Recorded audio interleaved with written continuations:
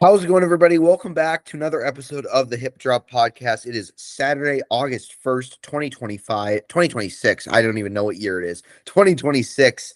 The last full month without NFL football that counts. I mean, there are preseason games this month.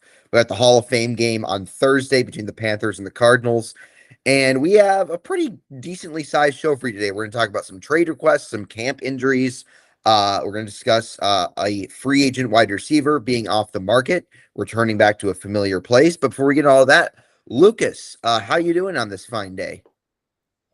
I'm doing very well. It's a beautiful sunny day here in Minnesota, and finally excited that training camp is fully underway because I don't think everyone reported when we did the show last week. So No. decided that NFL football's back. So Yes, I know that people are back. All 32 teams are back. Last time we did it, it was the teams in the Hall of Fame game, and then it was the two teams playing the first two games of the year. So Seattle, New England, the Rams, and the Niners. And we'll talk about the Niners briefly at the end of our show. But we're going to talk about another NFC team to start off, and that is the Tampa Bay Buccaneers. The Buccaneers are an interesting team in the sense that they're in the most wide open division in the NFL because none of those teams are good in any capacity, so they can all win it. But we're going to talk about their best defensive player, Vita Vea, on Monday, I believe, earlier this week, requested a trade from the Tampa Bay Buccaneers. I think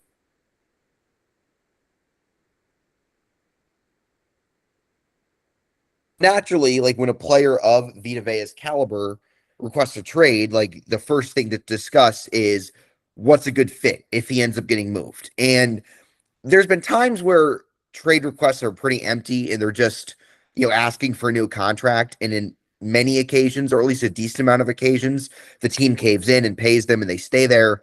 And we thought that was what was going to happen with Micah Parsons last year, because it's similar to the Micah Parsons situation where he requested a trade. He was in camp, he was not practicing, and then they ended up trading him to Green Bay a week before the season started.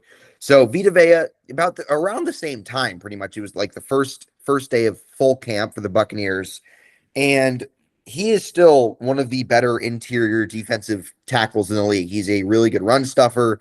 He's a pretty good pass rusher for a guy his size. Like, he has been a very, very good player for the entirety of his career. Obviously, is one of the few remaining pieces from their Super Bowl team against the Chiefs back in the 2020 season. So, Lucas, what do you think of this trade request for Vita Vea? Do you think he will stay in Tampa? And then we will each provide what team we think should pull the trigger and call up Jason Light. I think when I first read it, I am still treating it as if it's a ploy to get a bigger contract, and I still think Yes. that as the same time I heard it. But I mean, because I know I'm a Tampa Bay Lightning fan, so I'm somewhat connected to the Tampa sports space. I'm not I'm not a Bucs expert by any means, but players generally like living in Tampa, so I don't think he's gonna push his way out. At the same time, there were reports that he wanted to go out west because he's I don't know if he's from Hawaii or American Samoa, but he's from out west, or maybe he's from somewhere in California, but he's from out west of the United States. I'll look it up. And so there were reports that he wanted to play anywhere on the West Coast or with the Raiders. And he is from California. He's from Milpitas, California. Yeah. And he played his college football at Washington, for what it's worth. Yeah, exactly. So I'm not going to sit here and say, he has no intention of leaving Tampa, but I don't think he is dead set I'm done with the Bucs. I just think he's okay, you guys clearly are playing hardball, and he's not the only Buccaneer that's the Bucs are playing hardball with or they're negotiating with. He's clearly the second most important of the two, Baker Mayfield. But maybe we can talk about Baker later. But I think he's a little bit older. He's 31, but guys like Vita Vea tend to age pretty well. Not elite. I don't think he's going to be an all-pro at 37, but I think he could be a useful player for another couple of years. I think the Bucs are wary of, okay, he's 31. We don't necessarily want to pay him $25 million or more per year on a long-term deal, maybe longer than 2 years. And he's, for someone who's big, he's 6'4", 347. I don't think he's some sort of elite run defender by any means. And I don't think he's a bad run defender, but he's a really good pass rusher. Yes. He doesn't necessarily get the sacks because it's harder for guys like him to get sacks, but he's a very good penetrator. in the passing game, and he's a very good run defender. And so he has a lot of uses. I think I'm going to only give one team because we have already heard the Rams, we've heard like the Raiders, maybe the Chargers get on this. A team that makes a lot of sense is the San Francisco 49ers. Like the reason is it's California. The 49ers are in a division of death with the Rams and the Seahawks, and like they very well could be like a 12-5 team, just like they were last year, and be the 6th seed. And so like even if like you're a great team, being the 6th seed, you're behind the 8 ball. You're almost guaranteed to play on the road the entire route to the Super Bowl, and you're gonna have to play 3 really good teams en route to get to the big game. So I just think like they have to make a move, and they have cap space. I think over the cap has them at like $71 million in cap space or something like that. I'm trying to double check with Spot Track. They have the money, and they can create money like for next year as well. So I'm not totally concerned about the long-term cap health. Okay, over the cap or Spot Track has them at 30 million, but like they have the money. At the same time, their defensive tackle room is not very good. I know they traded for Odigizua, and outside of that, it's not great. Yeah, it's like Osa Odigizua. They drafted a guy I really like, Grayson Halton. I think he's like a pass rush only type of defensive tackle. But like Alfred Collins, he's like a run defense first guy who didn't play very well last year. CJ, do they still? What if they still have CJ West? I think they do. CJ West. So yes, he wasn't really that impressive last year. I'm looking at their PFF, and I know their PFF grades are not ideal, and it's based on last year. I'm going to give you the raw defensive grades for everyone who played defensive tackle last year, except for Jordan Jefferson, who played 12 snaps. Everyone who played at least 100 snaps. These are their overall grades. 41.2, 38.7, 44.5, 35, 35. That was it. Like everyone who played defensive tackle for the 49ers last year was a well below replacement level player. And I know they have Odigizua. They drafted Grayson Halton. Grayson Halton's not a guarantee. Osa, I think, is a pretty good player, but like if the 49ers really wanted to bolster that defensive line, which has not been a net positive for them the last couple of years, if you think the Chiefs passers has been bad, then San Francisco's hasn't been much better. And Nick Bosa's coming off, I think he tore his ACL last year. He only played 3 games. And so why not go on for a team that believes they can win the Super Bowl, go out and get a premium defensive tackle. Yes, they might be buying the last 1 to 2 years of like him being elite, but like why not go out and do it? You have the money, you can make the picks work, and just go out and you have Nick Bosa, Vita Vea on your defensive line, and maybe you could become an elite defense again.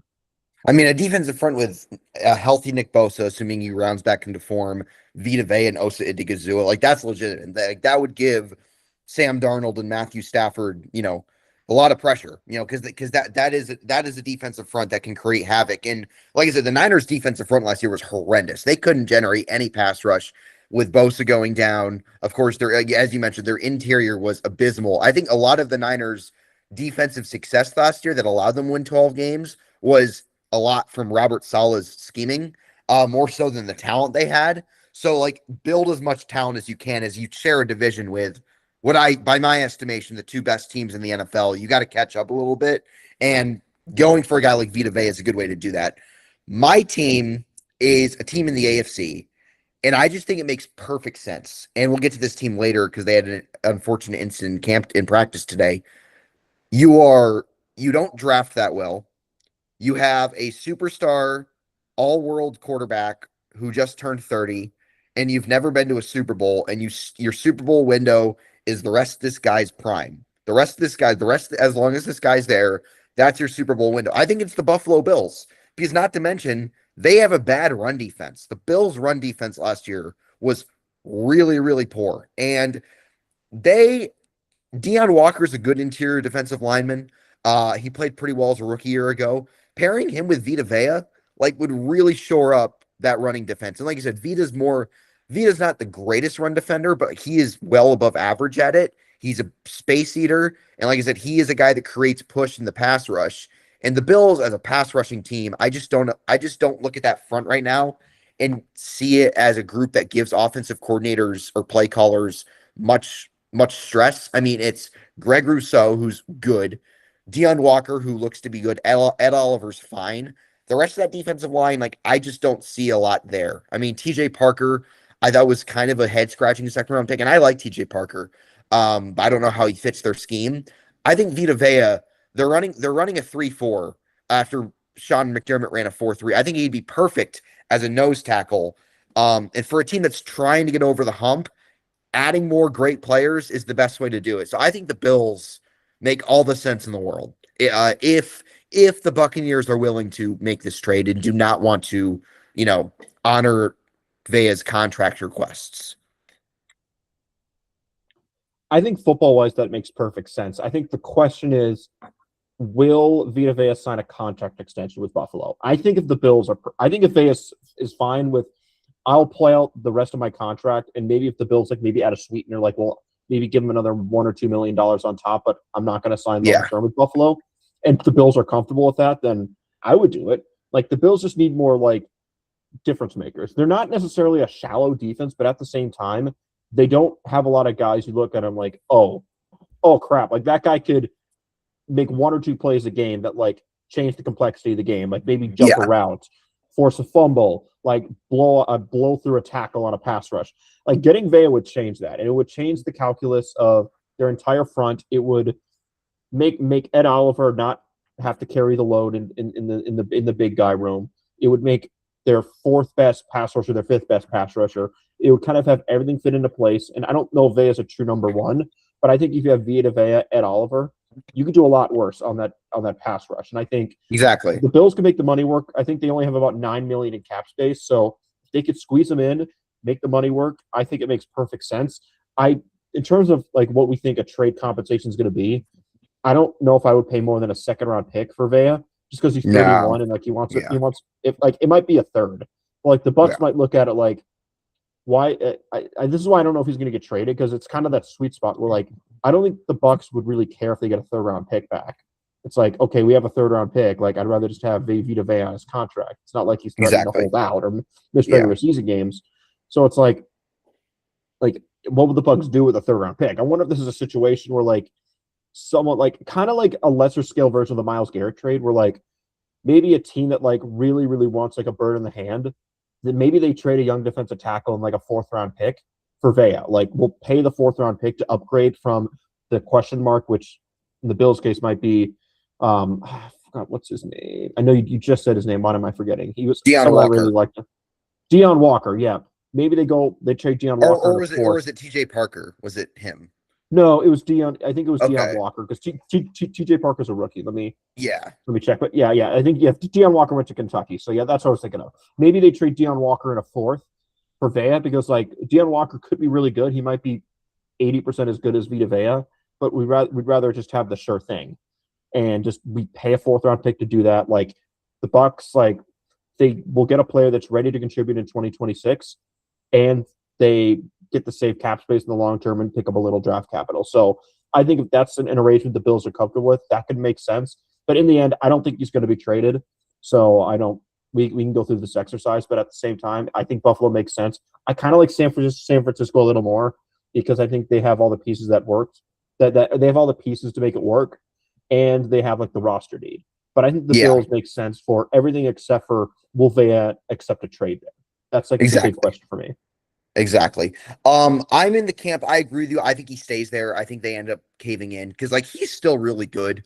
And interior defensive linemen are aging better. Linemen age better than skill position players by a wide margin. So I can see a world where he's a really good player for 3-4 more years. Cam Hayward Cam Hayward was drafted in 2011. 2011, he's still elite, he's still I still think Cam Hayward's a top 8 defensive tackle. That's why I wouldn't blame a team if they traded a 2nd-round pick, because you're comfortable if you get 2 elite years for a 2nd-round pick. But it could turn out to be surplus value if you can get 3, 4, maybe even 5 more elite years out of Vea.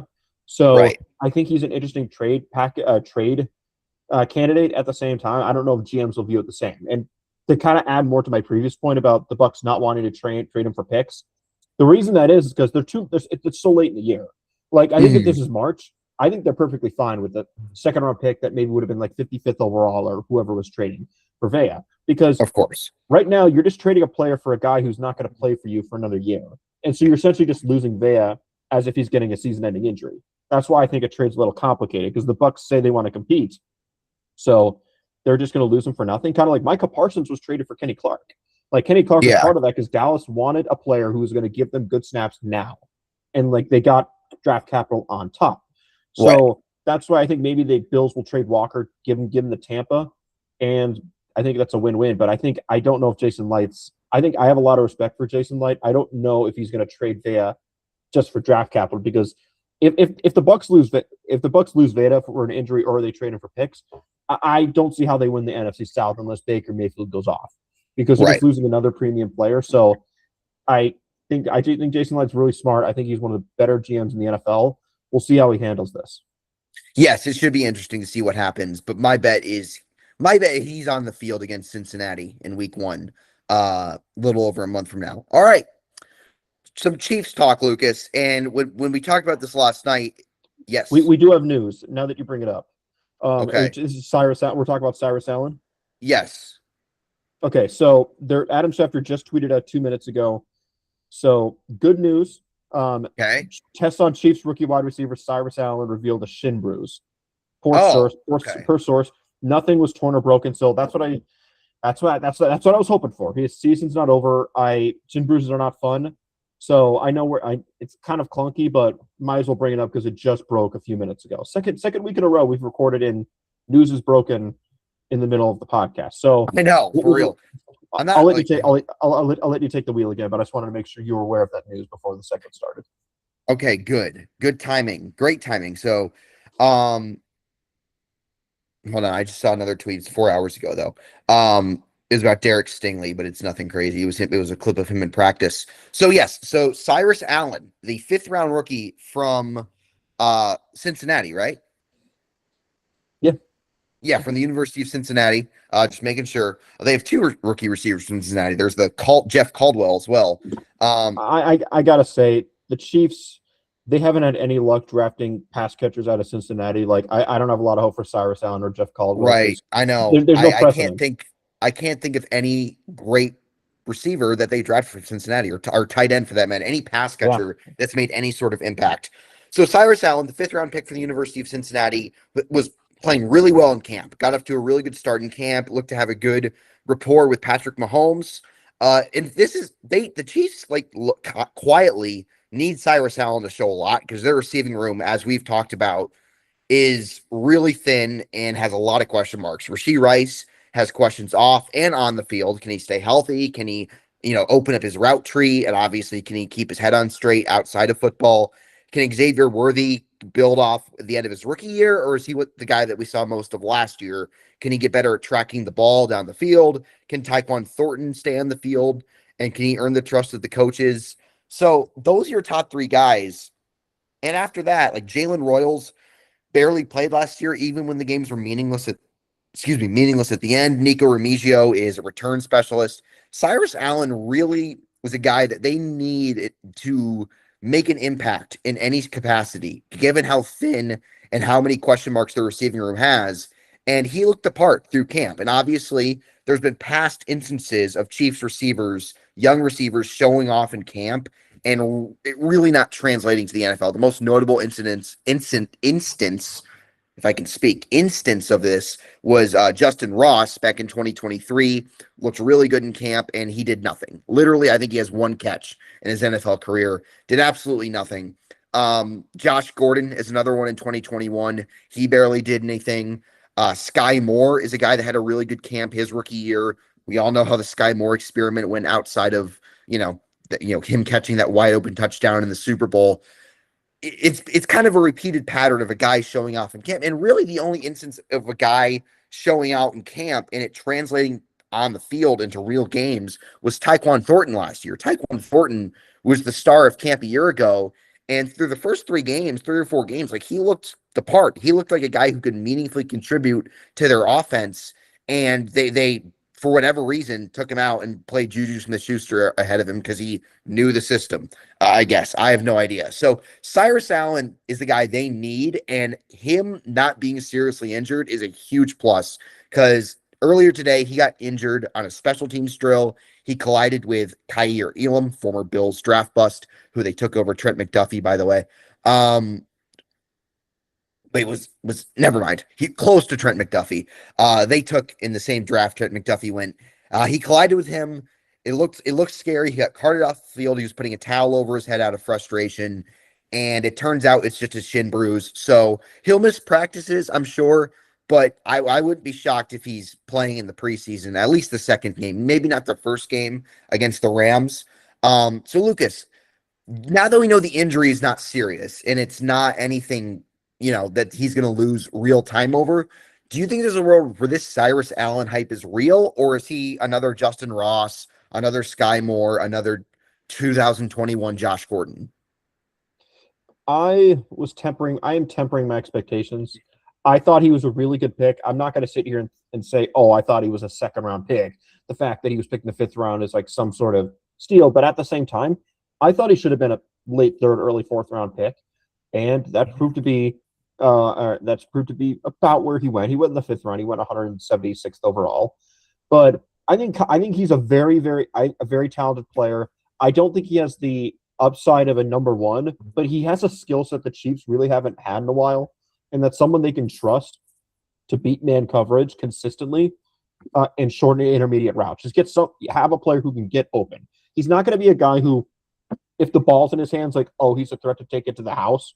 He's not a guy who's going to beat you over the top consistently, but he does have something they need, which is he's a high floor player. I think he's going to be a slot only guy in the NFL. I don't think he's going to play that much on the outside unless they think he has enough speed to win a go ball or a post route.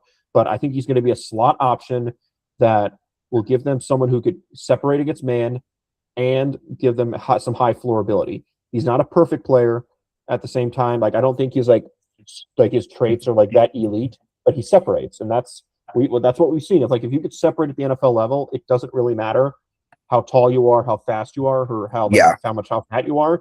If you could separate, you could separate. And one of my favorite things about him was he didn't drop the football last year.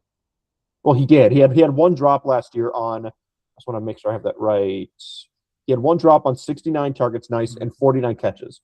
And so he never dropped the football, and he's someone who's thrived in the slot and separating. That's something they need.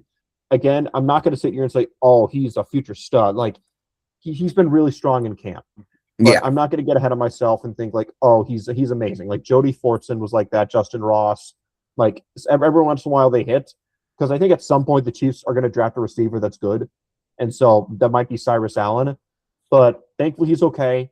I think if he this year can be a solid number three, like a comfortable number three wide receiver, I think the Chiefs should be doing backflips. And thankfully, it doesn't sound like this shin bruise is really going to cause them to miss any games other than maybe the first preseason game if they're being careful. Right. And like I said, if we see him 2 out of 3 preseason games, and of course, if he's playing real snaps against Denver in week 1, that's a win. And here's the thing for the Chiefs, and this is looking ahead to the regular season. I want them to learn from their past mistakes. I want Andy Reid to learn from his past mistakes of playing more established guys over better players. And he made this mistake with Tyquan Thornton and Juju last year, where Tyquan Thornton clearly was better than Juju Smith-Schuster was. And once Worthy came back and Rice came back, Tyquan Thornton, who was the team's best wide receiver the first month of the year, I'm not even kidding, look it up. He was their number 1 best receiver through the first month of the season, and they basically sent him to the shadow realm when Rashee Rice came back and Xavier Worthy came back in favor of Juju. And now I'm going to use Thornton on the other end. If Cyrus Allen is better than Tyquan Thornton the first 2, 3, 4 games of the year, he should be ahead of Tyquan Thornton on the depth chart. It should go, Rice will be the 1, Worthy will likely be the 2. Like, put Cyrus Allen in as the 3, and if he's better than that, you got to steal in the 5th round. If he's better than Xavier Worthy or even Rashee Rice, you got an absolute steal on day 3, which would be great for the Chiefs in a position that is their biggest weakness by a wide margin. Yeah, I think if he hits, and I don't think he has the ceiling of like a Puka Nacua or anything like that. Right. Just a lot of people are going to be compared to Puka, like, because he was a 5th round pick that like was immediately a top 7 wide receiver in the NFL. That just doesn't happen. Like, there's a reason why Puka is Puka. But if Allen can develop and he could establish himself as a comfortable number 2, where he's not like a T. Higgins or like a George Pickens or CeeDee Lamb, where like, oh shit, like they're number one on like half the teams in the NFL. But if he could establish himself as a comfortable wide receiver 2 in this league, that might be the greatest like surplus value pick the Chiefs have made in terms of like where the player was picked and what he meant to the team in terms of his development. Like there are some players they picked up high, like Mansour Delane. I think he's going to be really good. That's not surplus value because they picked him at 6th overall. But if you could pick a player at 176 and they develop to be a wide receiver 2, or and keep it more general, a really, really good player at a huge position of need that was shallow and very low floor, that's going to like pay dividends significantly down the road, and that's going to matter. It's one thing to draft a steal and a player you're deep at because you could draft and develop well, like cornerback, but you struggle to draft and develop wide receivers. So if you can get one in the 5th round and he turns into a stud, like not a Pro Bowler, but like maybe a good wide receiver 2, that's like maybe the most important, like the biggest surplus value pick Veach has made in maybe perhaps his entire tenure, but like certainly in the past 3 to 4 years. Oh, 100%. 100%. It would be great value for sure. So you hope Cyrus Allen can A, stay healthy and obviously avoided a scare today, and B, translate his training camp success into real live action, even beyond the preseason, like into real games. And of course, like the thing about the Chiefs, like 3 of their first, or at least 2 of their first 4 games are against absolute bottom feeders and the Dolphins and the Raiders. Like that would be a great opportunity. If you want to throw them out there against, Denver's secondary, I get that. But that would be a great opportunity to put him out there against really, really bad teams and really show you what he can do, so he can contribute later in the year, closer to the postseason if the Chiefs return there. All right, so I think it's interesting that we were just talking about a training camp injury that Cyrus Allen had. It won't keep him out for super long, but there are some unfortunate training camp injuries that are season-ending or at least look to be season-ending.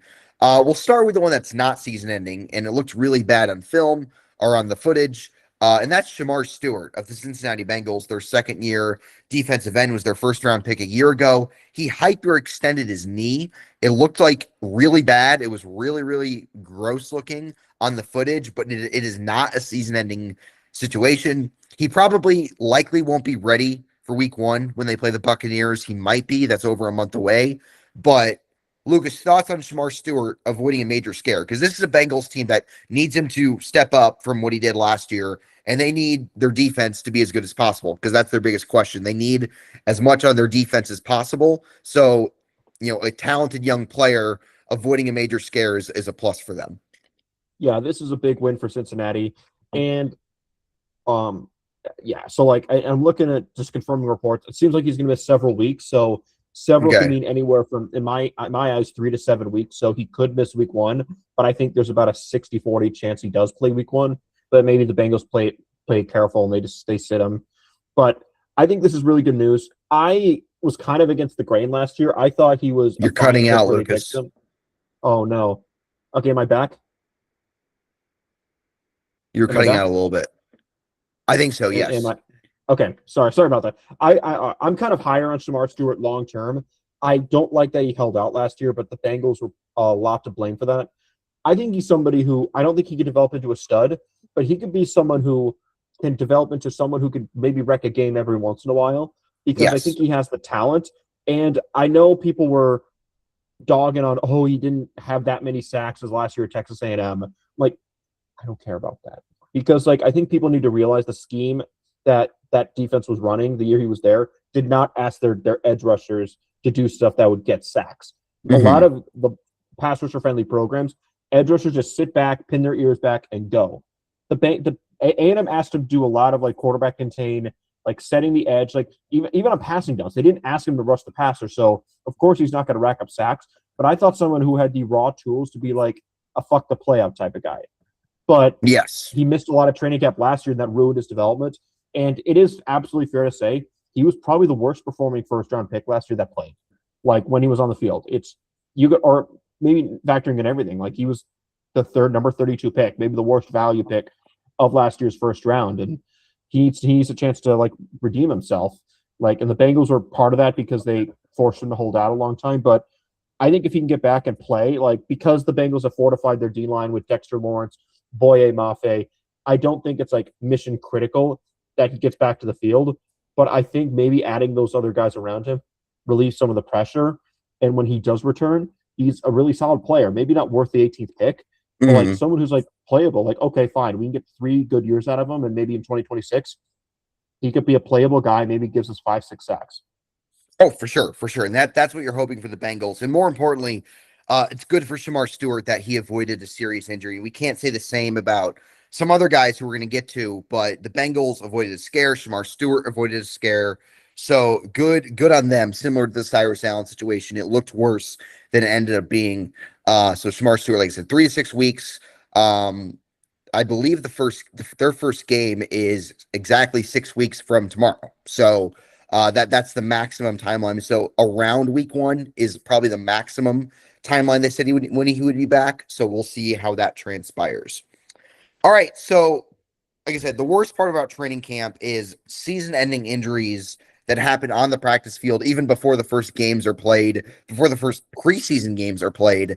We'll start with the Carolina Panthers, a team that last week Lucas predicted to have a top 5 pick in the 2027 draft. And things are not up to a great start in the Queen City. The Panthers are having a training camp from hell. Their first day of practice, Shamar Stewart's college teammate, Nic Scourton, second-year defensive end, tore his ACL. He is unfortunately out for the year. That was not the last of it. Taylor Moton, who is their left tackle, is dealing with blood clots in his lung, which is never a good thing. And then on, I believe, Wednesday, Chris Brazzell, their 3rd-round pick, wide receiver, who's drafted 2 rounds ahead of Cyrus Allen, he tore his PCL. He is getting season-ending surgery. He is out for the year. So you have 2 guys, 2 young potential building blocks for this team out for the entirety of the 2026 season, even before the first game is played.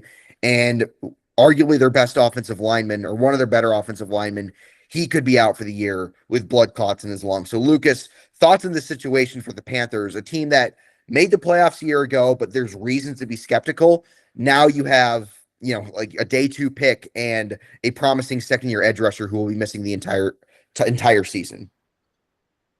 Yeah, it's been brutal. Like, and the Panthers defense was one I thought, if fully healthy and everything went right, they could just be a sneaky top 5 defense in the NFL. They're quietly pretty deep on defense, but these injuries are not great. And Chris Brazzell, who I wasn't a big fan of in the draft, but I thought where he went was perfectly fine.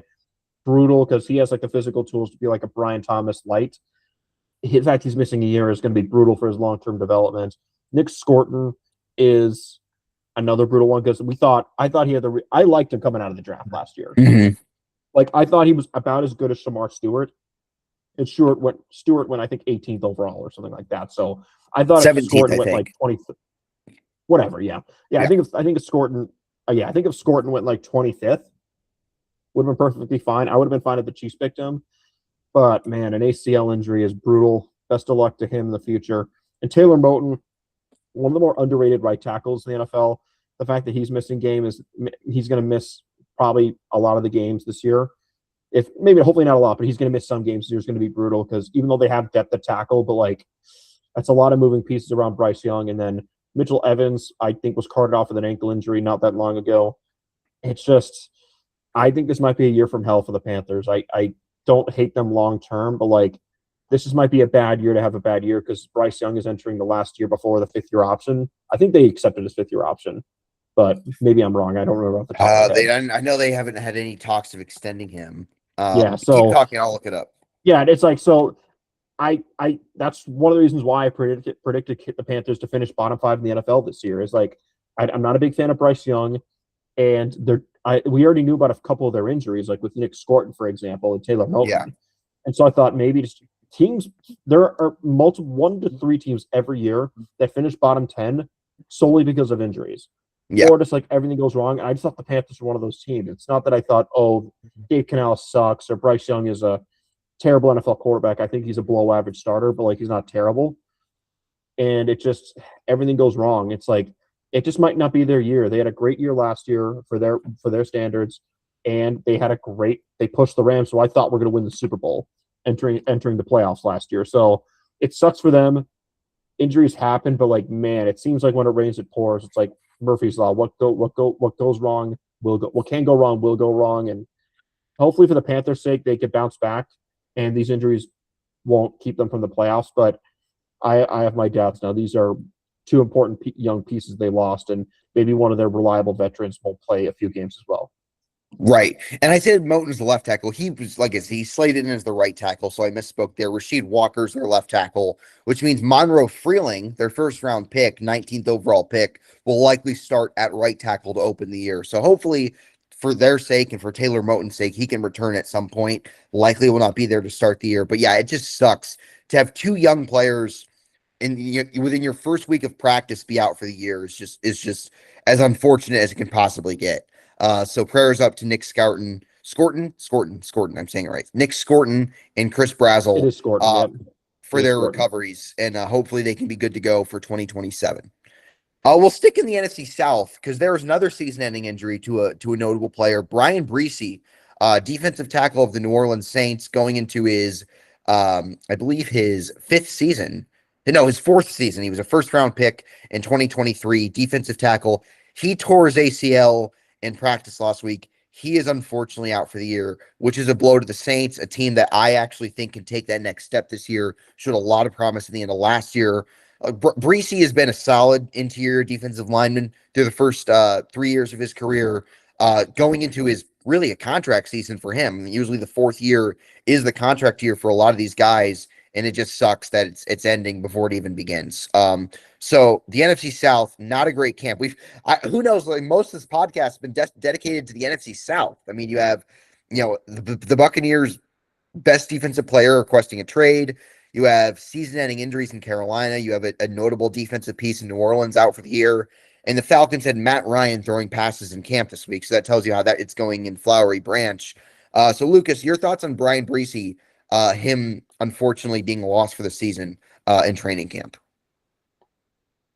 Yeah, it's brutal. I thought the Saints. I think the Saints were going to win the NFC South before the start of the season, and I still stick by it because Bryan Breese, who I wasn't really impressed with as a prospect at the same time, and I don't think he's performed that well in the NFL. But I do think he's a guy who I think plays better than maybe the box score would indicate.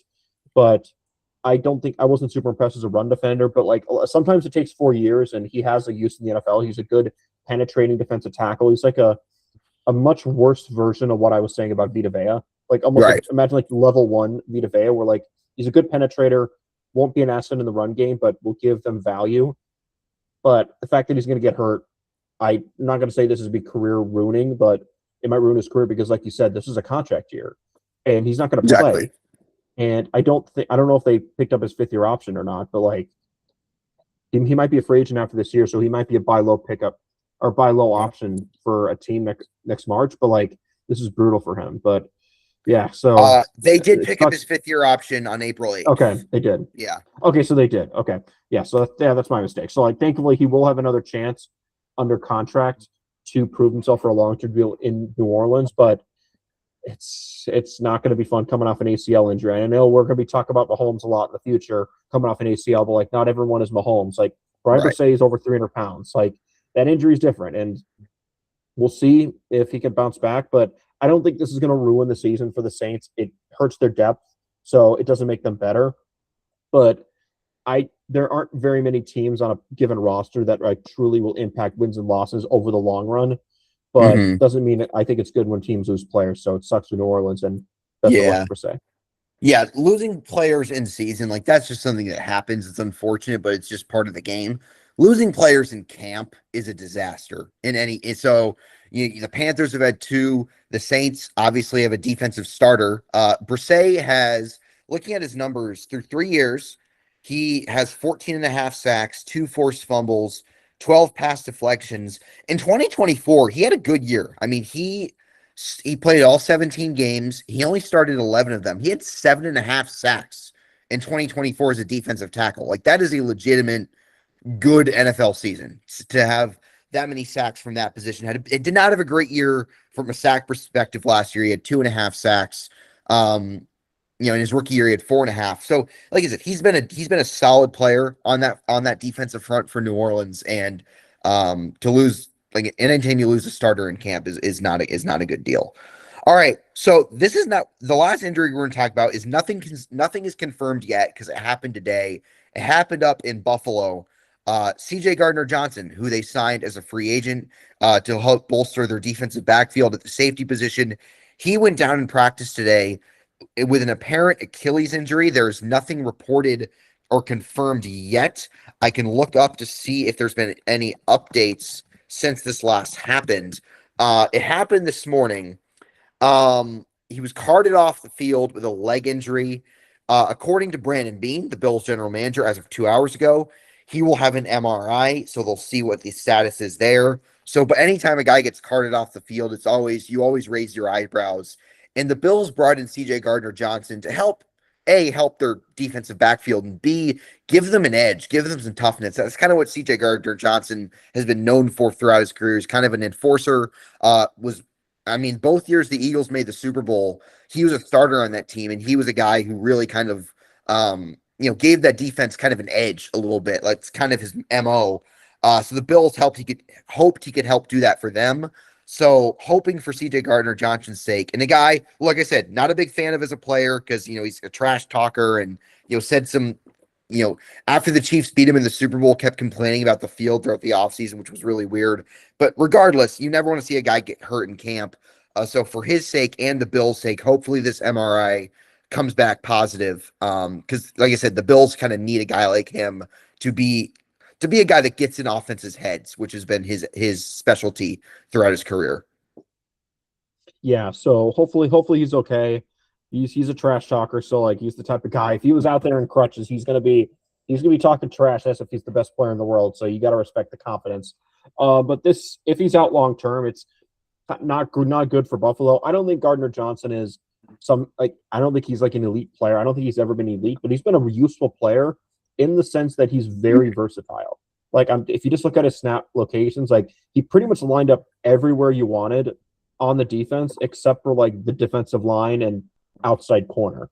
He's lined up a lot. He's had seasons where he's been a slot heavy player, like last year. He's been a free safety heavy player. He's played a lot in the box, and he even like has like at least 3 dozen snaps per year, or like around 3 dozen snaps per year as a blitzer. So he pretty much could do everything you want. He's more of a jack of all trades, master of none. But like he's not going to be elite at any one thing, but like he's like a Swiss Army knife. You just put on the back end of your defense, and like wherever you need him to play, he can play and do a sufficient job. So if he's out, that kind of hurts Buffalo in like several areas. It doesn't screw them at one position outside of maybe the safety, because that's what he's listed at. But like it makes their run defense worse because he could line up in the box, makes their slot corner depth worse, hurts their safety room, of course, and it's just one fewer blitzer they have in the secondary in general. So not good for Buffalo. Again, I don't think this will ruin their season by any stretch. No. But you don't want to be losing guys in camp this early. Right. And like I said, he's the guy that gives the defense kind of every defense needs an asshole. And he fits that mold perfectly. The well-traveled C.J. Gardner-Johnson, I'll say. Saints, Eagles, Lions, back to Eagles. I will say this, like, he's like Tyrann Mathieu. Like he's wired very similar to Tyrann Mathieu, like the honey badge. Like main reason I said that is they exchanged tweets today. Tyrann Mathieu tweeted up support of. I think they were teammates at some point in New Orleans. So I think they were. Were they? Like no, because his last year in New Orleans was Tyrann's last year with the Chiefs, and then they sent him to Philly. I think they were teammates in camp because he got traded to Philly like a week before the year, if I remember correctly. Yes, that's true. Yeah, because I don't know if Tyrann played anywhere after New Orleans. So that makes sense. I mean, he never returned. So they probably have some mutual friends. So that's. But no, and Tyrann Mathieu likes to tweet support for a lot of guys. But like, yeah, he's kind of like Tyrann Mathieu. So if you're a Chiefs fan out there, like, what kind of player is C.J. Gardner-Johnson? Just imagine like a poor man, like a slightly worse version of Tyrann Mathieu, and that's who he is. Likes to talk trash, very confident. Maybe not like the orchestrator of like a defense that Mathieu was, but like pretty much as a style of player on the like between snaps, like during snaps. That's who he is, and it's a big. It could be a significant loss for Buffalo. Won't ruin their season because they have Cole Bishop, who was every Chiefs' favorite safety 2 years ago, but last year played pretty well. So yeah, he was good last year. At the position, but this does give their defense less flexibility, and it's a unit that's going to be under pressure. So the fact they signed Gardner Johnson to give that safety room some veteran leadership, and the fact that he might not play it's not going to be good. It's not devastating, but it's not something Buffalo wanted to see. Or it's like, again, okay, I'm kind of rambling, but not good for Buffalo, but it's not going to ruin the season. No, and hopefully the MRI comes back positive, and he's not out for the season. That's the hope there that every Bills fan has. Actually, no. You got to be careful. It has to be negative, because negative means there's nothing there. So right, positive in the sense like he gets positive news. Yeah, yeah. And I meant it in that sense. Yeah, I meant it in that sense. It's like, oh, I was tested for any STD. Like, oh, it was positive. It was positive. I'm like, what? No, I know. I mean, like, it was good news. So yeah. Right. For all the medical professionals out there, I just wanted to throw you guys a bone. There we go. No offense to Cyrus Allen's shin bone. Right. All right. So the last thing we're going to discuss here, all the doctors raised their eyebrows when I said that. Or last thing we're going to discuss here, this happened on Thursday, I believe, and that is Deebo Samuel returns to San Francisco after spending the first 6 years of his career there. He got traded to Washington, was actually like pretty good for them last year, considering the fact that Marcus Mariota was the quarterback for half the season. Returns to the Niners, a guy that was on the market longer than I expected, starts where it all began, and they need him because, speaking of training camp injuries, Ricky Pearsall, their third-year receiver, who is a really talented player but just cannot stay healthy throughout his NFL career, it looks like he could be out for the entirety of the season. It's not set in stone yet, like Breese's injury or the guys with the Panthers, but John Lynch said there's a likelihood that Ricky Pearsall could miss the year. Lucas, why are you looking at me weird? I think the reason is I do think it was announced he was going to have season-ending surgery. So I think it is Pearsall was? Okay. Yeah. All right. So Ricky Pearsall, I was making that weird face. I was making that weird face to make sure I didn't misread the news, because maybe it was something like you said, like John Lynch said it wasn't good, and I misinterpreted that. But no, like I googled it. Yeah, it was like reported he's going to have season-ending surgery. And just to clarify for the fans out there, when a player is placed on injury reserve this early in training camp, they're shut down for the season. Because if a player is going to be hurt, but like they think he's going to return at some point, they have to keep him on the 90-man roster, assuming he didn't go on the PUP list before training camp. So if a player gets hurt in training camp and they believe he's going to return, they can't place him on IR until after roster cutdown, just so a team can't stack players and bring one player back week one. So the fact that he is going on injury reserve will end his season. So any player that's put on injury reserve between now and like August 25th or whatever, they're done for the season. Just a little fun fact. Gotcha. Thank you, Lucas, for clarifying that and making You're very welcome. Clear as water to make that understandable for everybody.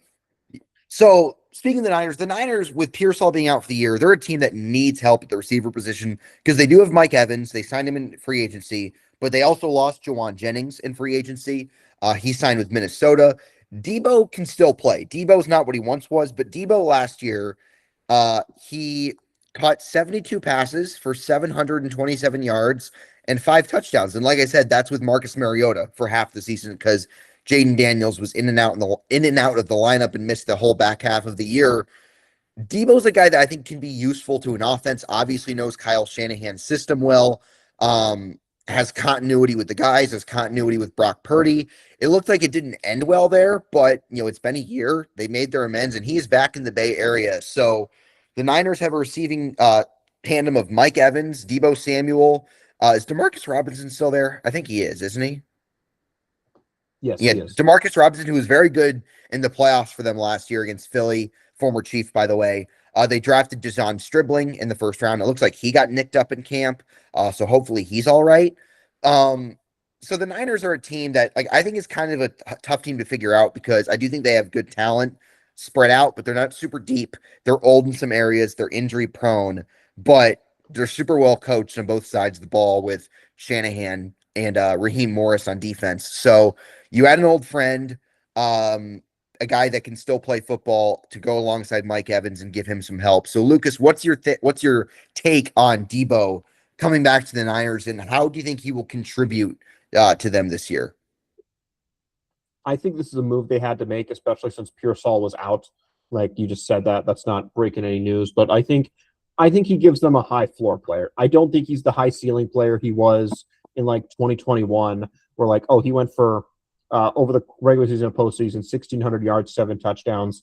He wasn't like that, but I do think he can be someone who can give them a lot of quality snaps, maybe 1.6 to 1.8 yards per route run.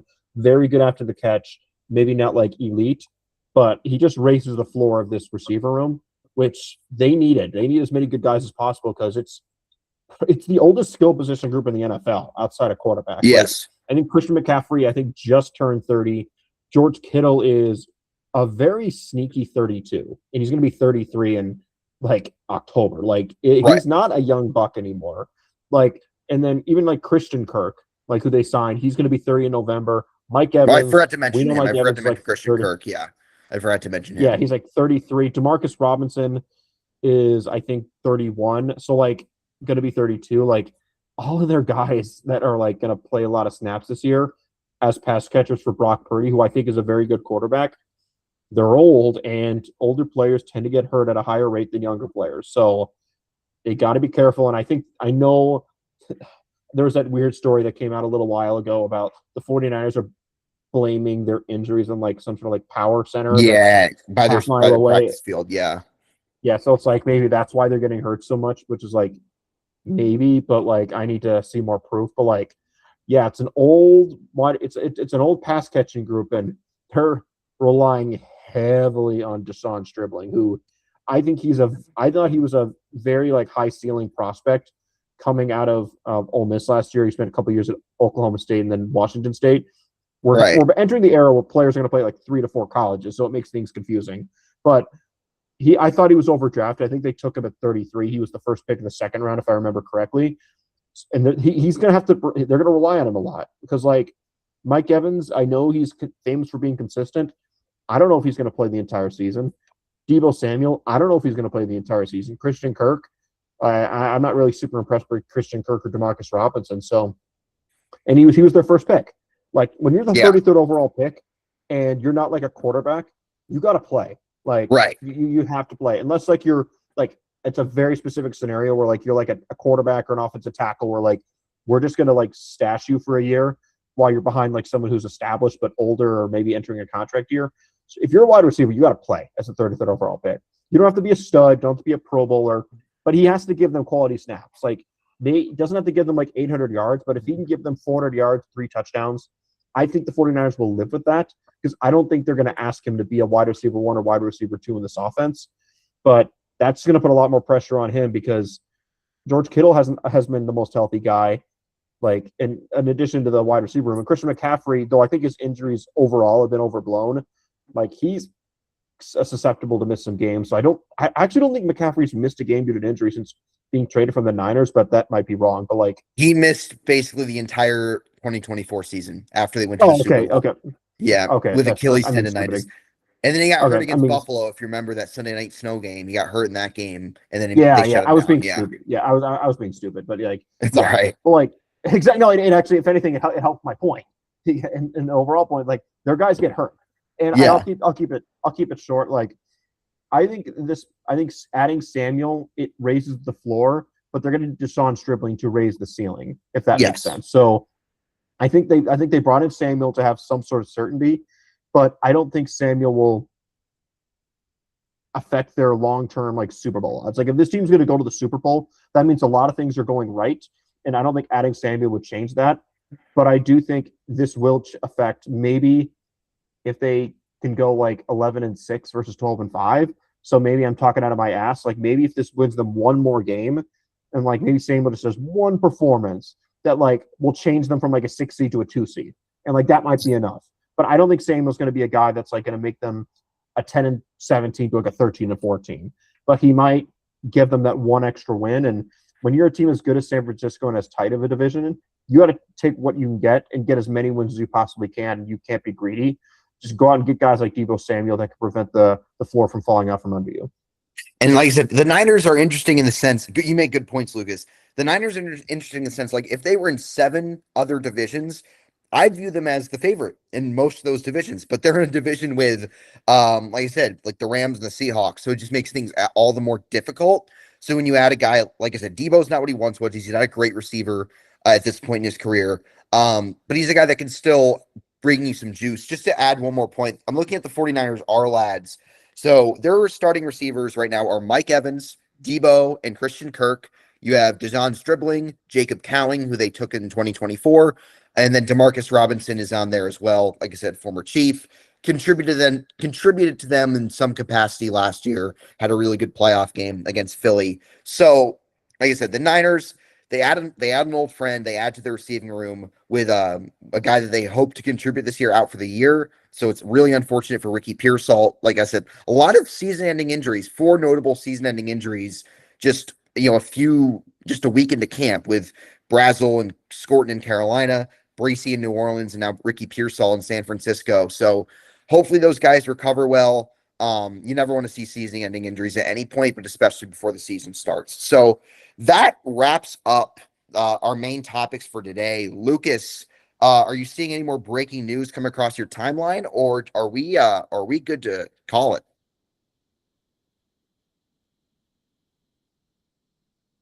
I can't hear Lucas. Oh, sorry, I was on mute. Nope, we're good. The last tweet from Adam Schefter was the 1:45 minutes ago about Cyrus Allen. So Okay, we're well, good. nothing crazy. We'll sign We're off. good. Yep. All right, everybody. We will see you potentially before next weekend. We could see you midweek, and at minimum, we'll see you next weekend. So take care, and thank you, everyone.